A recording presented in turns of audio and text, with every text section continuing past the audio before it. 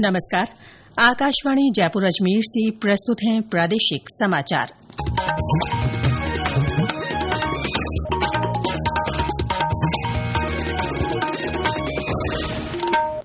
मुख्य समाचार। प्रदेश में भारी बारिश से प्रभावित लोगों को राहत पहुंचाने के लिए मुख्यमंत्री भजनलाल शर्मा आज एक उच्च स्तरीय समीक्षा बैठक करेंगे। प्रभारी मंत्री और सचिव अपनी रिपोर्ट प्रस्तुत करेंगे। राज्य में लगातार बारिश से नदी नाले उफान पर, कई जिलों में तेज बारिश को देखते हुए स्कूलों में आज का अवकाश घोषित। जयपुर में आज राजस्थान मसाला कॉन्क्लेव 2025 का आयोजन। मुख्यमंत्री भजनलाल शर्मा 226 करोड़ रुपए के निर्माण कार्यों का वर्चुअली शिलान्यास और लोकार्पण करेंगे। और भारत ने एशिया कप पुरुष हॉकी चैंपियनशिप जीती। गत चैंपियन दक्षिण कोरिया को 4-1 से हराया।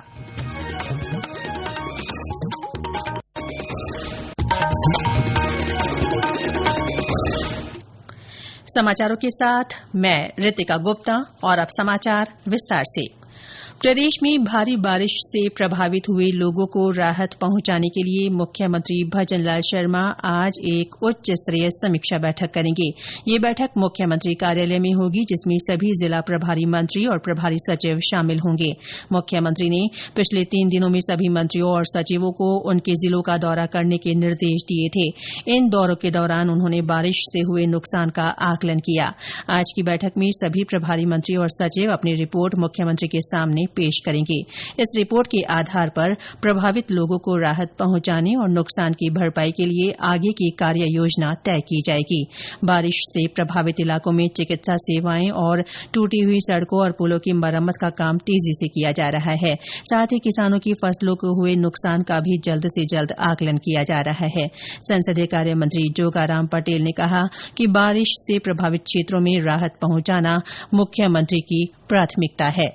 कि हम सभी जो प्रभारी मंत्री हैं अपने प्रभार वाले जिले में जावें, फील्ड में जावें, प्रभारी सचिव है वो प्रभार वाले जिलों में जावें, फील्ड में जावें, और ये सारी रिपोर्टिंग काम को हमको माननीय मुख्यमंत्री जी को 5:30 बजे तक देंगे। हमारे प्रभार वाले जिले में किस तरह के हालात हैं, ग्राउंड के हालात क्या है, फसलों का कितना नुकसान है, गिरदावरी की स्थिति क्या है, मकान कितने गिरे हैं, मानव हानि कितनी हुई है, पशु हानि कितनी हुई है, ये सारी रिपोर्ट देंगे। उधर बारां पहुंचे जिला प्रभारी मंत्री ओटाराम देवासी ने कल अधिकारियों के साथ बैठक कर विभिन्न योजनाओं की समीक्षा की। इसके बाद उन्होंने जिले में अब तक अतिवृष्टि से हुए नुकसान का जायजा लिया। श्री देवासी ने पत्रकारों से बातचीत में कहा कि अधिकारियों को लोगों को जल्द से जल्द राहत पहुंचाने के निर्देश दिए गए हैं। कि हमने निर्देश जो दिए है उसमें आने वाले समय में नई कोई कैजुअलिटी नहीं हो, और उसमें 19 लोगों की जो डेथ हुई है उसमें से 5 पेंडेंसी है, दूसरे का सबका भुगतान भी कर दिया है, ताकि आने वाले समय में लोगों को राहत भी मिले। जितने भी फसलों में नुकसान हुआ है उसके बारे में भी हमने रिपोर्ट बना ली है, ताकि आने वाले समय में किसानों को भी उसमें बेनिफिट हो। जिसके मकान गिर गए उनके लिए भी हमने निर्देश दिए कि आने वाले समय में उनको भी जो भी सरकार की तरफ से मुआवजा वो भी मिले, लोगों को राहत भी मिले। प्रदेश में लगातार बारिश के चलते नदी नाले उफान पर है। कल जयपुर सहित करीब 20 शहरों में हल्की से तेज बारिश दर्ज की गई। सबसे ज्यादा 6.5 इंच बारिश सिरोही के माउंट आबू में हुई। मौसम विभाग के अनुसार जयपुर, अजमेर, भीलवाड़ा, टोंक, उदयपुर, जैसलमेर, जोधपुर, चूरू, हनुमानगढ़, करौली, जालौर, प्रतापगढ़, बांसवाड़ा, बाड़मेर, भरतपुर, डूंगरपुर, धौलपुर और राजसमंद सहित कुछ अन्य शहरों में बरसात हुई। मौसम विज्ञान केन्द्र जयपुर के निदेशक राधेश्याम शर्मा ने बताया कि पिछले 24 घंटों में दक्षिणी राजस्थान में कहीं कहीं भारी से अत्यंत भारी बारिश हुई। बालोतरा में अतिवृष्टि के रेड अलर्ट को देखते हुए जिले के सरकारी और गैर सरकारी स्कूलों और आंगनबाड़ी केन्द्रों में आज अवकाश घोषित किया गया है।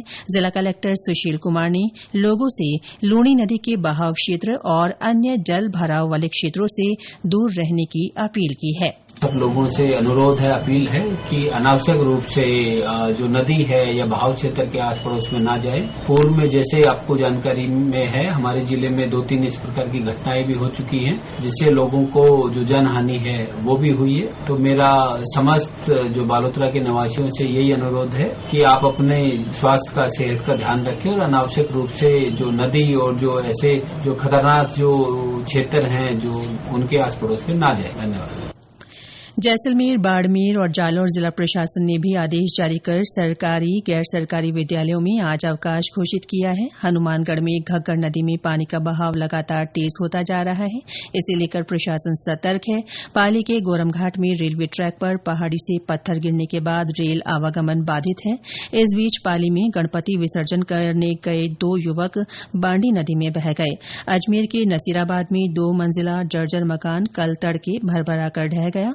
मौसम विभाग ने आज बाड़मेर, जालौर और जैसलमेर जिलों में भारी बारिश की गतिविधियां जारी रहने की संभावना व्यक्त की है। इसके अलावा अन्य जिलों में भी हल्की से मध्यम बारिश की संभावना है। ये समाचार आकाशवाणी जयपुर अजमेर से प्रसारित किए जा रहे हैं। प्रादेशिक समाचार बुलेटिन आप हमारे x handle @AIRnews_Jaipur, YouTube channel Rajasthan AIR news और फेसबुक AIR न्यूज राजस्थान पर भी सुन सकते हैं। प्रदेश के मसालों से जुड़े किसानों, व्यापारियों, निर्यातकों और अन्य मसाला हितधारकों के लिए आज जयपुर के बिड़ला ऑडिटोरियम में राजस्थान मसाला कॉन्क्लेव 2025 का आयोजन किया जा रहा है। कृषि विपणन विभाग की ओर से हो रहे इस कॉन्क्लेव में मुख्यमंत्री भजनलाल शर्मा वर्चुअल माध्यम से 226 करोड़ रुपए के निर्माण कार्यों का शिलान्यास और लोकार्पण करेंगे। इनमें भवन, सड़क, फूड पार्क, इंक्यूबेशन सेंटर शामिल हैं। श्री शर्मा मसाला स्कीम फोल्डर और राज स्पाइस ऐप का विमोचन भी करेंगे।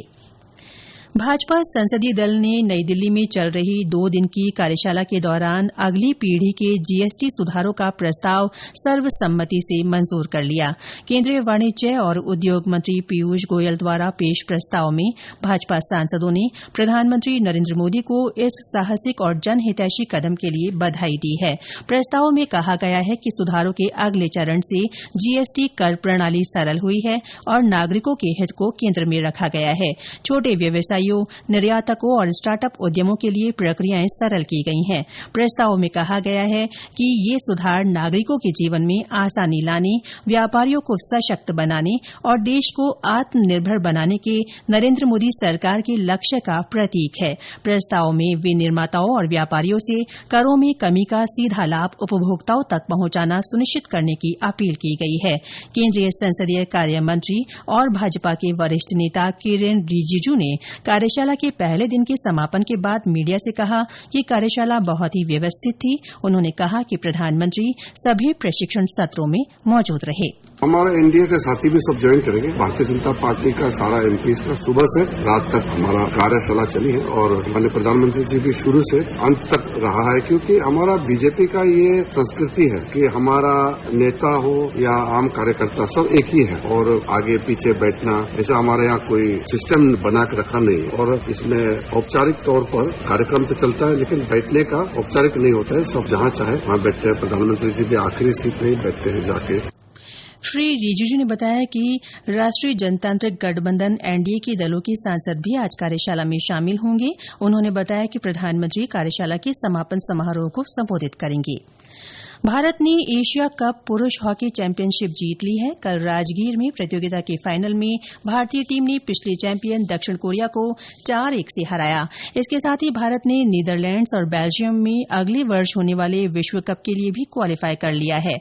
भारत शुरुआत से ही दक्षिण कोरिया पर हावी रहा। मैच के 29वें सेकंड में ही सुखजीत सिंह ने पहला गोल किया। इसके बाद दिलप्रीत सिंह ने 2 गोल किए। भारत के लिए चौथा गोल अमित रोहिदास ने किया। दक्षिण कोरिया का एकमात्र गोल अंतिम क्वार्टर में हो पाया। भारत इस प्रतियोगिता की सभी मैचों में विजयी रहा। प्रधानमंत्री नरेंद्र मोदी ने एशिया कप हॉकी में शानदार खिताबी जीत पर भारतीय टीम को बधाई दी है। श्री मोदी ने सोशल मीडिया पोस्ट में कहा कि यह जीत इसलिए भी विशेष है क्योंकि भारत ने पिछले चैंपियन दक्षिण कोरिया को हराया है। और अंत में मुख्य समाचार एक बार फिर। प्रदेश में भारी बारिश से प्रभावित लोगों को राहत पहुंचाने के लिए मुख्यमंत्री भजनलाल शर्मा आज एक उच्च स्तरीय समीक्षा बैठक करेंगे। प्रभारी मंत्री और सचिव अपनी रिपोर्ट प्रस्तुत करेंगे। राज्य में लगातार बारिश से नदी नाले उफान पर। कई जिलों में तेज बारिश को देखते हुए स्कूलों में आज का अवकाश घोषित। जयपुर में आज राजस्थान मसाला कॉन्क्लेव 2025 का आयोजन। मुख्यमंत्री भजनलाल शर्मा 226 करोड़ रुपए के निर्माण कार्यों का वर्चुअली शिलान्यास और लोकार्पण करेंगे। और भारत ने एशिया कप पुरुष हॉकी चैंपियनशिप जीती, गत चैंपियन दक्षिण कोरिया को 4-1 से हराया। इसके साथ ही प्रादेशिक समाचार बुलेटिन समाप्त हुआ। हमारा अगला बुलेटिन दोपहर 1 बजे प्रसारित होगा। नमस्कार।